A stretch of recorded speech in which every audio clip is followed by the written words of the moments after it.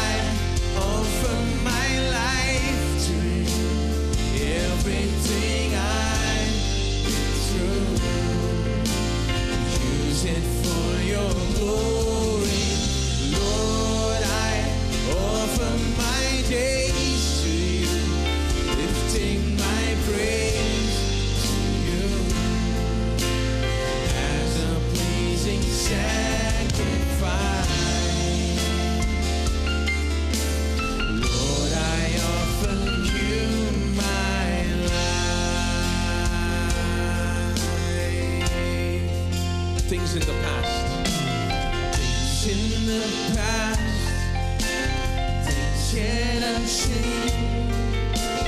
Wishes and dreams that are yet to come true. All of my hopes, all of my plans, my heart and my hands are lifted to you.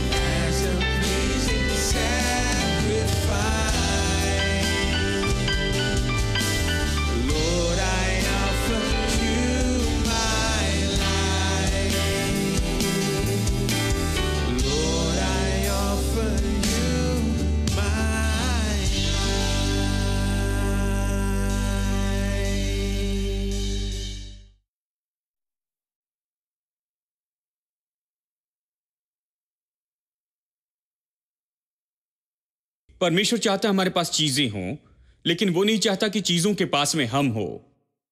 प्रभु चाहता है कि चीजों का उपयोग करे। चीजों का उपयोग होना है। हां, हम चीजों की सेवा के लिए नहीं, लेकिन चीजें हमारी सेवा के लिए हैं। पैसा एक चीज है, वो हमारी सेवा करे, वो हमारे लिए भोजन और चीजें खरीद सके, वो उद्देश्य को पूरा कर सके, बस। हां, ये साधन है हमारे हाथों में। अगर हम इसे अलग तरह से देखते हैं तो जानते हैं हम में कुछ न कुछ समस्या है। हम प्रभु के सिद्धांत को नहीं समझ रहे हैं। तो बहुत से लोग पैसों की सेवा करते। आज हमें खुद को जांचना होगा, हम कहां पर खड़े हैं, पैसों की सेवा करते या प्रभु की सेवा करते।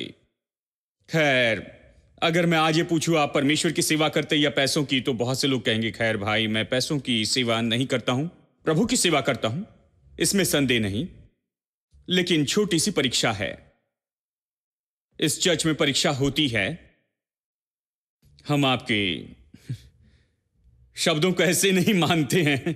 हम छोटी सी परीक्षा करते हैं। यीशु ने भी यहां पर परीक्षा की। मरकुस 10 में देखिए वचन 17। यीशु ने एक मनुष्य को परीक्षा दी। गौर से सुनिए। जब वो वहां से निकलकर मार्ग में जा रहा था तो एक मनुष्य उसके पास दौड़ता हुआ आया और उसके आगे घुटने टेक कर उससे पूछा, हे उत्तम गुरु, अनंत जीवन का अधिकारी होने के लिए मैं क्या करूं? यीशु ने उससे कहा, तू मुझे उत्तम क्यों कहता है? कोई उत्तम नहीं, केवल एक अर्थात परमेश्वर। तो आज्ञाओं को जानता है, यानी हत्या न करना, व्यभिचार न करना, चोरी न करना, झूठी गवाही न देना, छल न करना, अपने माता पिता का आदर करना। उसने उसे उत्तर देते हुए कहा, हे गुरु, इन सब को मैं लड़कपन से मानते आया हूं। अब ये दुनिया में सबसे बड़ा झूठ है। ये सबसे बड़ा झूठा था। यही समस्या थी। खैर, वो जानबूझकर झूठ नहीं बोल रहा था सोचता हूं, क्योंकि यह अच्छा दिखाई दे रहा था। जो कह रहा था शायद नहीं जानता था। उसने सोचा, हाँ, परमेश्वर ने 10 आज्ञाएं दी है, मैं इसे मानते आया हूं, अगर वो और 10 दे दे तो भी मैं उसे मानते रहूंगा। मैं अपने लड़कपन से आज्ञाओं को मानते आया हूं, बचपन से मैंने इन सारी आज्ञाओं को पूरी तरह माना है। लेकिन सच्चाई है कि अगर आप बाइबल पढ़े, 10 आज्ञाओं के बारे में एक सच्चाई यह है कि वो इसलिए नहीं दी गई थी कि आप इसे सफलतापूर्वक कर सके। ये इसलिए दी गई कि जो भी इसे करने की कोशिश करे वो पाए कि वो इसे नहीं कर सकते और इसमें असफल हो जाए। ये परीक्षा ऐसे ही बनाई गई थी। कोई इस परीक्षा में पास नहीं हो सकता था, केवल यीशु इसमें पास हुआ और कोई भी इसमें पास नहीं हो सकता था। और वो इसके बारे में नहीं जानता था। उसे पता नहीं था शिक्षक ने कैसे परीक्षा बनाई। तो वो कहता, मैंने सब कुछ किया है। ओ, मैं तो बिल्कुल सही हूं, मैं बिल्कुल सही हूं, मैं तो बहुत ही अच्छा मनुष्य हूं, पूरे जीवन भर इसे करते आया हूं। और इसे देखिए, यीशु ने उस पर दृष्टि करके उससे प्रेम किया और उससे कहा, देखिए, यीशु जानता था वो नहीं जान रहा है क्या कहता है। ईमानदार है, सोचता है उसने ऐसे किया है, सोचता है ठीक है, उसने आज्ञाएं मानी हैं। तो यीशु ने उसकी ओर दृष्टि करके प्रेम से कहा, तुझ में एक बात की घटी है, कहा तुम में एक समस्या है। लेकिन अब इस तरह से खुद को धर्मी मानने वाले व्यक्ति से कहें कि हाँ एक कमी है, तो कहेगा रुको एक मिनट, आप ये कैसे कह सकते हैं, मैं ये साबित करके दिखाऊंगा। और फिर वो बहुत बड़ी बहस करते हैं। तो यीशु ने यहां पर कह दिया, बस एक बात की कमी है। उसने कहा, तुम जाकर जो कुछ तुम्हारा उसे बेचो और उसे कंगालों को दे दो और तुझे स्वर्ग में धन मिलेगा, और आकर मेरा क्रूस उठाकर मेरे पीछे हो लो। अब बहुत से लोगों ने इस वचन को लिया, अपनी संपत्ति बेचकर चर्च को देने के लिए लगा दिया है, लेकिन यह इस बारे में नहीं सिखा रहा है। जानते, हर तरह की यह गड़बड़ी चर्च में होती रही है इस वचन के आधार पर। जानते हैं, यीशु के पीछे चलना चाहते हैं तो अपना सब कुछ बेच दे, कंगालों को दे, आकर क्रूस उठाए और यीशु के पीछे चले। और बहुत से लोगों ने इस पर विश्वास किया, नौकरी छोड़ दी, अपना पैसा लिया, सब कुछ बेचा और चर्च में जाकर वही रहने लग गए। मैं जानता हूं ऐसे परिवार को जिन्होंने ये किया है ईमानदारी से, लेकिन पूरी तरह से गलत हैं, सब बर्बाद कर दिया। अब इसलिए बाइबल कहती है कि शब्द मारता है लेकिन आत्मा जीवन देता है। हाँ, ऐसा कहने के लिए माफ करना, बड़े आदर के साथ मैं कहता हूं कि ये बाइबल अगर शब्द के रूप में ले, केवल शब्द ले, तो ये आपको मार देगा। अगर सावधान नहीं है तो आपको इसे सही अर्थ के साथ लेना है जो पवित्र आत्मा इसके लिए देता है, नहीं तो फिर यह आपको नाश कर देगा। ये दोधारी तलवार के जैसे है। आप परमेश्वर के वचन को लेकर गलत तरह से उपयोग नहीं कर सकते हैं। देखिए, बहुत से लोगों ने ऐसा किया है, कुछ लोगों के लिए तो उनके विनाश का कारण हो गया। अगर हम पूछे तो कहते हैं बाइबल कहती है कि अपना सब कुछ बेचकर कंगालों को दे दो। यीशु ने यह किससे कहा? यीशु ने केवल इसी एक मनुष्य से कहा। यीशु एक बार एक मनुष्य से मिलता है, जक्कई, जो कि नाटा था, धूर्त। याद है, वो तो एक अच्छा व्यक्ति था, वो पश्चाताप के लिए आया था। उसने लोगों से बहुत पैसा लिया था, देखिए, और उसने पश्चाताप किया। उसने कहा, मैं दूंगा जो मैंने लिया उसे, मैं इसे लोगों को दूंगा, जो भी लिया उससे ज्यादा दूंगा, लौटाऊंगा। सच्चा पश्चाताप था। वो हर एक गलती को सुधारना चाहता था, हर एक गलती को सही करना चाहता था। यह अच्छी मनोदशा है। मैंने लोगों से बहुत लिया, इसे वापस करना चाहता हूं, जो भी लिया उससे ज्यादा दूंगा, मैं यही करूंगा। यीशु रोक कर कह सकता था, कोई बात नहीं, तुम अपने पास का सब कुछ बेच दो, इसे कंगालों को दो, अपना क्रूस उठाओ और मेरे पीछे चलो और तुम्हें स्वर्ग में धन मिलेगा। उसने नहीं कहा। उसने कहा, ठीक है, अगर ये करना है तो ठीक है, तुम्हें जो चाहे वो कर लो। देखिए, बाइबल कहती है कि बहुत सी स्त्रियां जो कि राज परिवार से थी, वो धनी परिवार से थी, उन्होंने यीशु को सेवकाई में मदद की। चेलों के साथ में वहां पर कुछ स्त्रियां उसकी मदद करती थी। वो बड़े धनी परिवार से आती थी और उन्होंने अपने धन के द्वारा उसकी सेवा की। ये बाइबल कहती है, अपने धन से उन्होंने सेवा की। तो वो उनमें से किसी से कह सकता था, खैर तुम 1 लाख लेकर आई हो, लेकिन 10 करोड़ तुम्हारे घर में, उसका क्या, जो भी ये सब बेच दो। नहीं, उसने किसी से कभी ऐसा नहीं कहा। जो भी तुम लाते हो ये तुम पर है, मैंने ये तुम्हें दिया है, परमेश्वर ने तुम्हें दिया है। जो कुछ तुम्हारे दिल में आए तुम दो, जो देना चाहते हो। देखिए, प्रभु के लिए इतना ही। यीशु ने इसी तरह से इसे किया। उसने कभी किसी को यह नहीं सिखाया, वो इस बात के बारे में किसी को नहीं बताता है, उसने ये सिद्धांत नहीं बनाया। वो यहां एक मनुष्य से निपटने की कोशिश करता है। इसकी समस्या है कि यह पैसों से प्रेम करता है।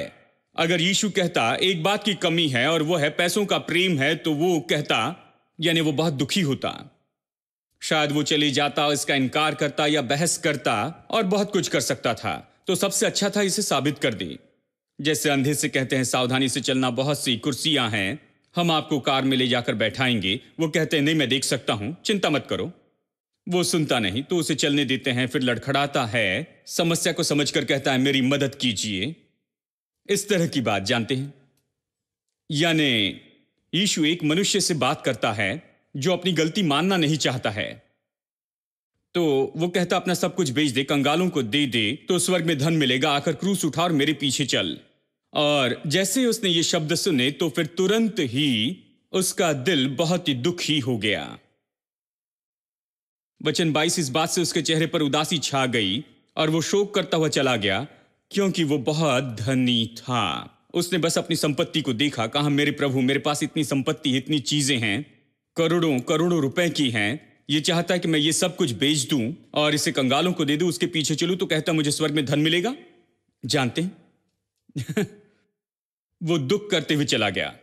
वो अनंत जीवन मांगते हुए आया था, अब वो चले जा रहा है, कह रहा है मुझे अनंत जीवन नहीं चाहिए, मैं पैसा रखूंगा। वो यही तो कहता है, मुझे अनंत जीवन नहीं चाहिए, धन्यवाद, मैं रखूंगा पैसा। यीशु ने उसके सामने ये साबित कर दिया कि उसने सारी 10 आज्ञाओं को नहीं माना है, क्योंकि 10वीं आज्ञा ये कहती है कि तू किसी चीज का लालच न करना। और उसके दिल में लालच था, इसलिए वो सब कुछ बेचकर कंगालों को देना नहीं चाहता था। याकूब अध्याय 2 वचन 10 कहता है कि यदि तुम एक आज्ञा में चूकते हो, जहां तक कि 10 आज्ञा की बात आती है, एक में चूक गए तो सब में चूक गए। ठीक है, ये पुरानी 10वीं के जैसे है। कितने लोगों ने पुरानी 10वीं लिखी है? वो धन्य हैं। आप सच में बहुत ही टैलेंटेड होंगे, मैं भी उनमें से हूं। हर विषय में पास होना पड़ता था। कई बार एक विषय में फेल हो गए और उसकी ओर बहुत ज्यादा ध्यान देने लगे, तो उसमें पास होते तो दूसरे में फेल हो जाते, क्योंकि उस पर ज्यादा समय ध्यान नहीं दिया है। मैं जानता हूं कुछ लोगों ने 6-7 बार कोशिश की लेकिन फिर भी पास नहीं हो पाए। अब ये तो अनुग्रह का समय है। 5 साल आप परीक्षा लिख सकते हैं, हर साल एक एक पेपर दे सकते हैं और अच्छे से पास हो सकते हैं। देखिए, हां, अद्भुत सिस्टम है। काश ये हमारे दिनों में होता। हां, वो बहुत ही मुश्किल सिस्टम था, पास हो या फेल हो। एक विषय 1 मार्क नहीं मिला, खत्म। एक विषय में 34 मार्क, बस खत्म, पूरा खत्म हुआ, फेल हुए। जानते हैं, व्यवस्था भी इसी तरह से बनाई गई थी। एक में चूक गए तो सभी बातों में चूक गए। ये खास करके जानबूझकर इस तरह से बनाई गई थी कि सभी लोग असफल हो, क्योंकि व्यवस्था कभी इसलिए नहीं बनाई गई कि लोगों को धार्मिकता की ओर लेकर आए, या कभी नहीं बनाई कि मनुष्य को धर्मी बनाए। व्यवस्था को मानने से कोई भी मनुष्य धर्मी नहीं ठहराया जाता। व्यवस्था के कामों से कोई भी मनुष्य व्यवस्था में जो काम है उसे करने से धर्मी नहीं ठहरता, क्योंकि कोई मनुष्य इसे पूरा नहीं कर सकता। यही तो बात थी। ये परीक्षा ऐसी बनाई थी कि सभी को फेल कर दे, और वो फेल हो गया, दुखी होकर चला गया। यीशु ने साबित किया कि वो किसकी सेवा कर रहा था। उसने सच में यह चुनाव किया कि पैसों की सेवा करे, परमेश्वर की सेवा के बजाय। यही समस्या है। यह सच्चाई है कि उसके पास बहुत संपत्ति थी। वचन कहता है वो बहुत ही धनी था। वो दुखी होकर चला गया क्योंकि उसके पास में बहुत ही संपत्ति थी। अब बहुत संपत्ति रखना कोई समस्या नहीं है, चिंता ना करे। जिनके पास में बहुत संपत्ति है, प्रभु को धन्यवाद दे। परमेश्वर ने आपको बहुत संपत्ति दी है, संपत्ति देकर आशीष दी है। परमेश्वर से पूछे क्यों दिया है, और उस उद्देश्य के लिए उपयोग करे जिसके लिए वो चाहता है, प्रभु की महिमा के लिए। परमेश्वर आपकी संपत्ति को देखकर दुखी नहीं होता। वो स्वर्ग से देखकर नहीं कहता वो देखो इसके पास बहुत सी संपत्ति है, मुझे ये पसंद नहीं है। परमेश्वर आपका पड़ोसी नहीं है जो बहुत कठोर हो, छोटी मनोदशा वाला नहीं। वो खुश है कि आपके पास है, प्रभु की स्तुति हो। लेकिन बड़ी धन संपत्ति आपको पकड़े नहीं रह सकती। इसकी समस्या यह नहीं थी कि इसके पास में धन संपत्ति थी, लेकिन धन संपत्ति ने इसे पकड़ लिया। वो तो धन के हाथों में था, धन ने इसे पकड़ कर रखा था, उसके बाल पकड़कर उसे हिला रहा था, उसको लेकर चल रहा था। और वो मसीह से दूर हो जाता है और अपनी संपत्ति में वापस आता है, संपत्ति लेता है, मसीह को छोड़ देता। हाँ, एक बार यीशु की परीक्षा हुई चीजों के बारे में, इसलिए कि वो परमेश्वर को छोड़कर चीजें ले ले।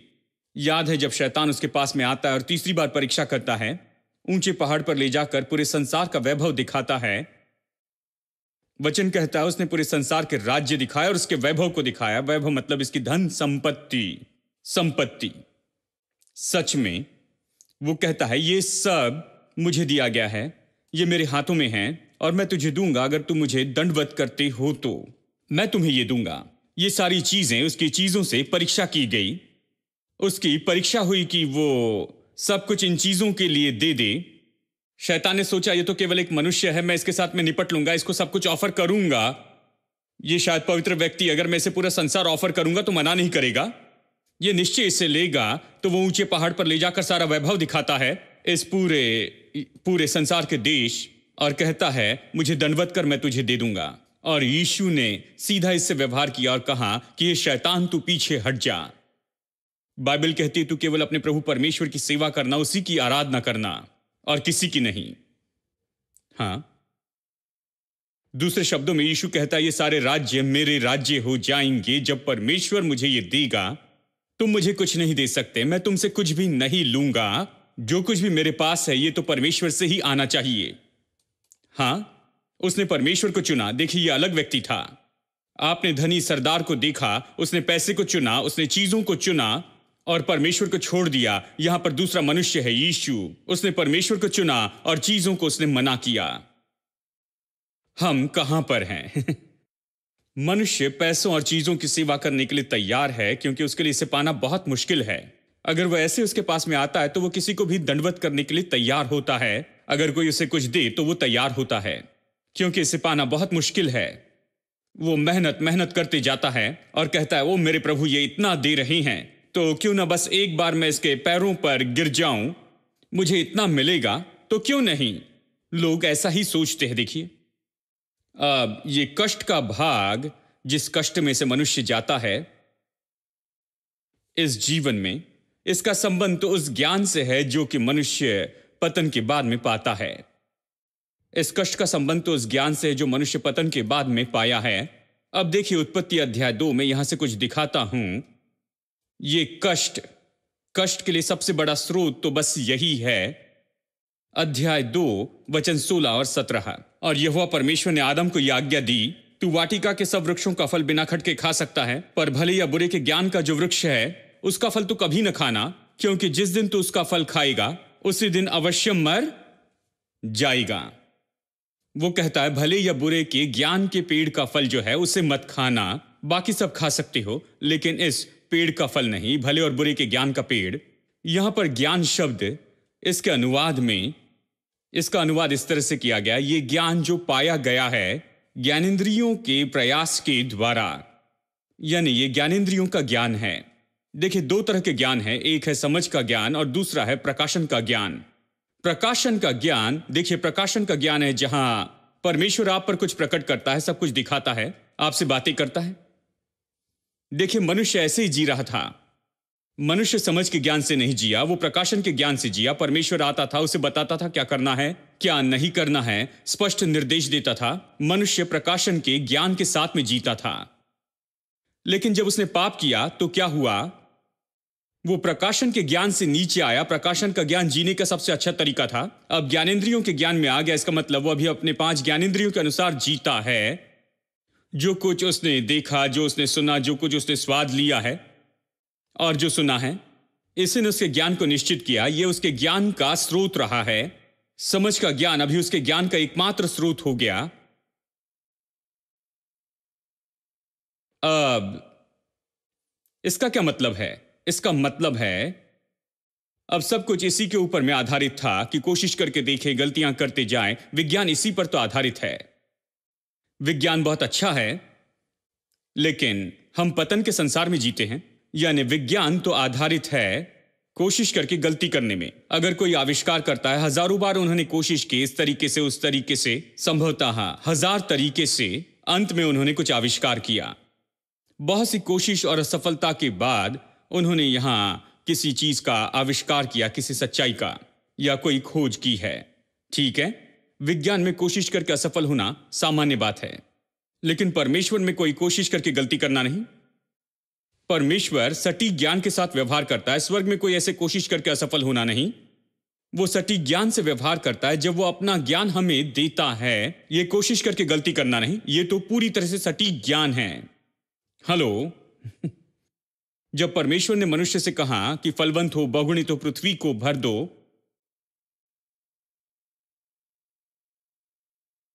और सब कुछ वश में कर लो, सब कुछ वश में कर लो और सब पर अधिकार करो।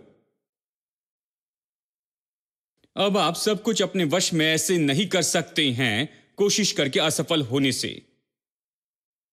कोशिश करके असफल होना ऐसी जीवन शैली या कोशिश करके असफल होने का जो तरीका है, यह संसार पर अधिकार करने का आसान तरीका नहीं है। कहिए संसार में जो आर्थिक मंदी आई थी, बहुत से देशों ने इसके कारण दुख उठाया। वो क्या कर रहे हैं? कोशिश करके असफल हो रहे हैं। इसकी कोशिश करते हैं, इसकी कोशिश की असफल रहे तो दूसरे की कोशिश करते हैं और वो भी असफल होता है। क्या कोई जानता है क्या कर रहा है? वो सोचते हैं, वो जानते हैं, उन्हें लगता है कि सही जवाब मिलेगा, लेकिन नहीं मिला। वो कोशिश करते हैं, इसकी कोशिश करते हैं। अभी और अगले साल जानेंगे कि इसने काम किया या नहीं। लगभग 6 महीने 1 साल लगता है कि जाने कि क्या अर्थव्यवस्था को बदल देगा या नहीं। कोशिश करते, गलती करते, यही तो अच्छा तरीका उनके पास है। इस संसार में जहां परमेश्वर मनुष्य से सीधी बात नहीं करता है और मनुष्य उसकी नहीं सुनते हैं, जो उनसे बात करता है, बस एक ही तरीका है कि वो अपने बल में आगे बढ़ते जाएं, अपनी बुद्धि से और अपने ही कोशिश करके असफल होने के तरीके से, अपने अनुभव से वो इसे करते हैं। तो बहुत सी कोशिश करते असफल होते, कोशिश करते असफल होते। कोई नहीं जानता कि वो क्या कर रहे हैं और कोई निश्चित नहीं होता है कि इसका क्या उत्तर होना चाहिए, और इसलिए वो अधिकार नहीं कर पाते हैं इस आर्थिक मंदी के ऊपर। ये हमें बर्बाद करता है। इसके बजाय उस बर्बादी के ऊपर अधिकार करें। वो लोगों को बर्बाद कर रही है, ये लोगों के जीवन को नाश करती है। वो अधिकार नहीं कर पाते हैं क्योंकि ये पतन पाया संसार है। इस तरह से अधिकार करना बहुत मुश्किल होता है जब आप कोशिश करके असफल होते हैं। कितने लोग विश्वास करते हैं कि आप प्रभु के पास जाए और वो आपसे बातें करें, वो आपको बस एक आइडिया देगा जो बिल्कुल कुछ ही समय में पूरी चीज को बदल देगा। हेलो। यदि ये प्रभु का दिया विचार है तो परमेश्वर सीधी तरह से बताएगा कि कहां पर, किस जगह पर गलती है, और परमेश्वर इसके लिए हल भी बता सकता है। Go clap your hands, all the people, and shout, hey, unto God. Oh, clap your hands, all the people, and shout, hey, unto God, with a voice of triumph. With a voice of triumph.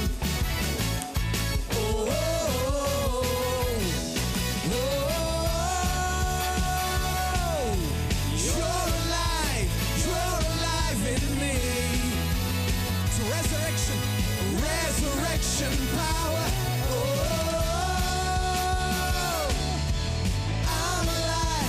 I'm alive in you. Resurrection power. Oh, you're alive. You're alive. You're alive in me. It's resurrection power. Oh, I'm alive in you. It's resurrection power.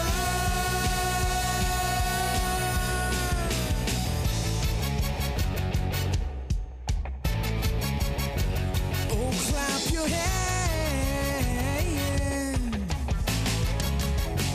Oh, clap your hands.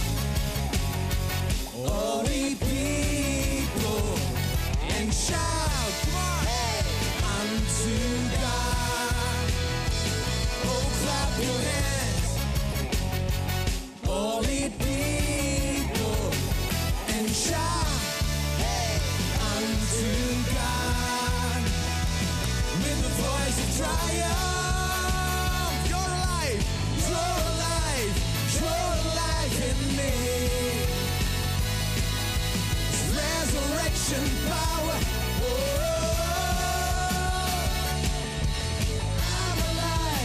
I'm alive in you.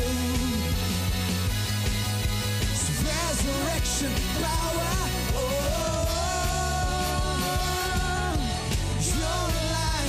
You're alive in me. It's resurrection power. I'm alive.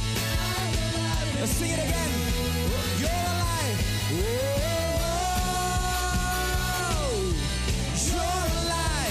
You're alive in me. It's resurrection power.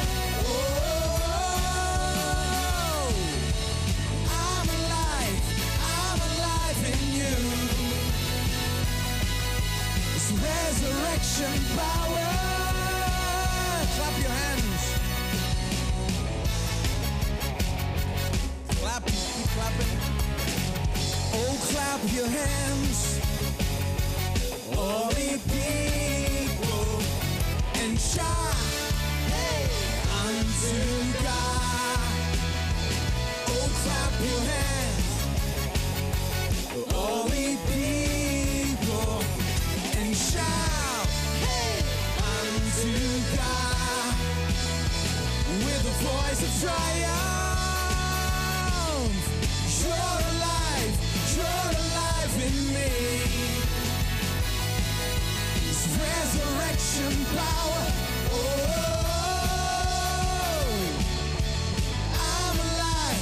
I'm alive in you. It's resurrection power.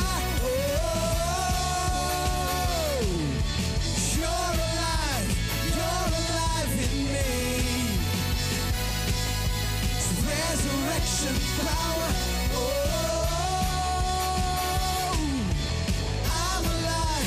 I'm alive in you.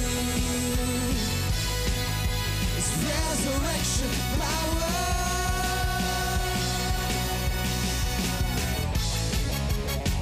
Hey, hey, hey. Hey, hey, hey.